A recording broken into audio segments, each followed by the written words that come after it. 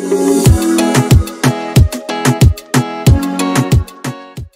साथीहरु, आजको यस भिडियोमा यहाँलाई स्वागत छ। आज हामी यस भिडियोमा ह्याडको प्रयोग, युज अफ ह्याडको विषयमा हामी हेर्नेछौँ। ह्याड हामीले पास्ट पर्फेक्ट टेन्समा चाहिँ यसलाई सहायक भावको रूपमा मात्रै प्रयोग गरिन्थ्यो र यसको कुनै अर्थ हुँदैन थियो भने यसमा चाहिँ ह्यावको प्रयोगमा चाहिँ यो ह्याडसँग चाहिँ थियो भन्ने हुन्छ। मैले पहिला नै ह्याव ह्याजको भिडियो बनाइसकेको छु, त्यहाँ चाहिँ हुन्छ भने यसमा चाहिँ थियो भन्ने हुन्छ र यो लाइको यो सँग चाहिँ एउटै हुन्छ। अनि यो सबै सब्जेक्टहरु चाहिँ ह्याड एउटा मात्रै लाग्ने हुन्छ र यो परिभाषा पनि एउटै छ र ह्याड लगाउनु पर्ने हुन्छ। एउटा बितेको समयमा थियो, बितेको समयमा हो, समयको कुराको बारेमा भन्नुपर्दा यसको प्रयोग हुन्छ। जस्तो उदाहरणको लागि we had a doctor, हाम्रो डाक्टर हुनुहुन्थ्यो। we did not have a doctor, हाम्रो डाक्टर हुनुहुन्थेन।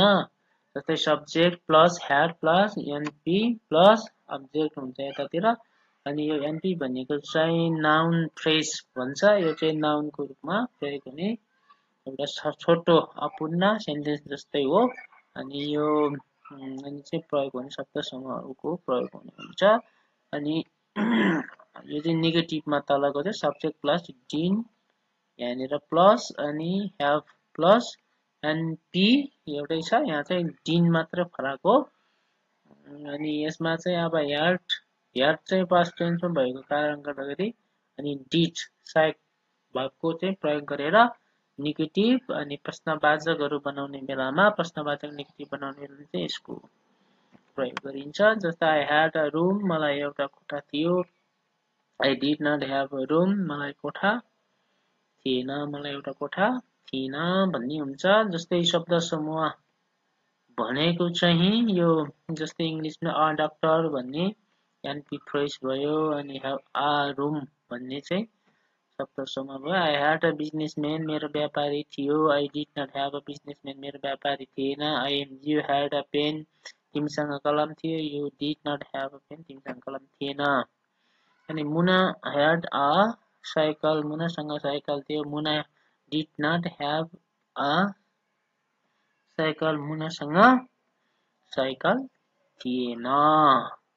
यहाँनिर ध्यान दिनुपर्ने कुराहरू चाहिँ जब यहाँ ह्याड आइसकेपछि यहाँ डिड आइसकेपछि यता चाहिँ ह्याभ हुन्छ। मेन भावलाई चाहिँ ह्याभ बनाउनु पर्ने हुन्छ है, सहायक भाव डिड आइसकेपछि।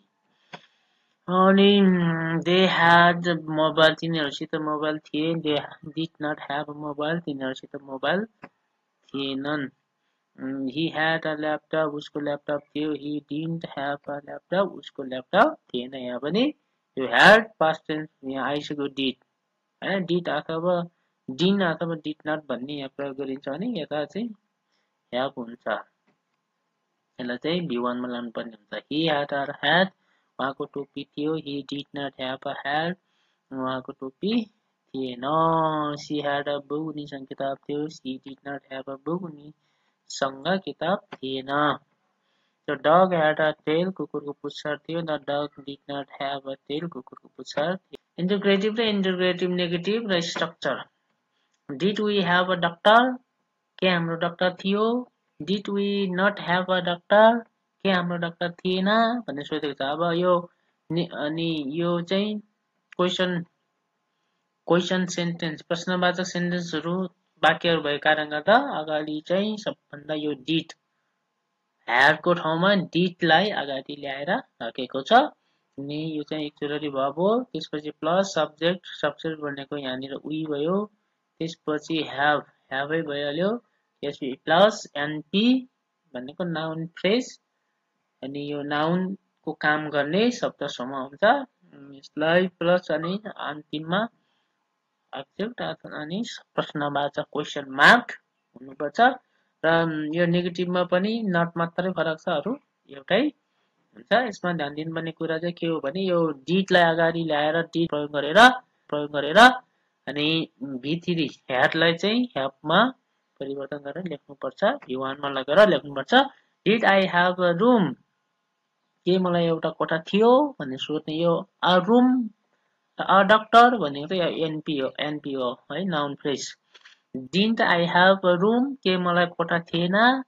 Did I not have a businessman, के मेरो व्यापारी थियो। Did I not have a businessman के मेरो व्यापारी थिएन. Did you have a pen के तिमीसँग कलम थियो. Did you not have a pen के तिमीसँग कलम थिएन. Did Muna have a cycle के मुनासँग साइकल थियो. Did Muna not have a cycle के मुनासँग साइकल थिएन.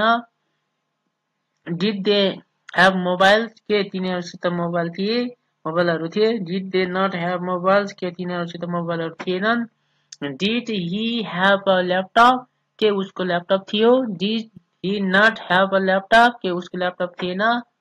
Did he have a hat के उहाँको टोपी थियो. Did he have a hat के उहाँको टोपी थिएन. यहाँ चाहिँ यो did अथवा did he not दुईटैमा यहाँ फरक चाहिँ के छ भने यहाँ did भयो भने चाहिँ अगाडि आउँछ सब्जेक्ट भन्दा not. Did she have a book के उनीसँग किताब थियो. Didn't she have a book के उनीसँग किताब थिएन. Did the dog have a tail के कुकुरको पुच्छर थियो. Did the dog not have a tail के कुकुरको पुच्छर थिएन. तपाईले यस भिडियोबाट धेरै कुराहरू सिक्नुभयो होला. यदि सिक्नु भएको छ भने यस भिडियोलाई लाइक, कमेन्ट, सब्स्क्राइब र शेयर गरिदिनु होला. र तपाईको कुनै जिज्ञासा, सुझाव सल्लाह छ भने कमेन्टमा लेख्न सक्नुहुनेछ. र धेरै कुरा सिक्नको लागि अर्को भिडियो हेर्न नबिर्सनु होला. Bye bye, take care, thank you.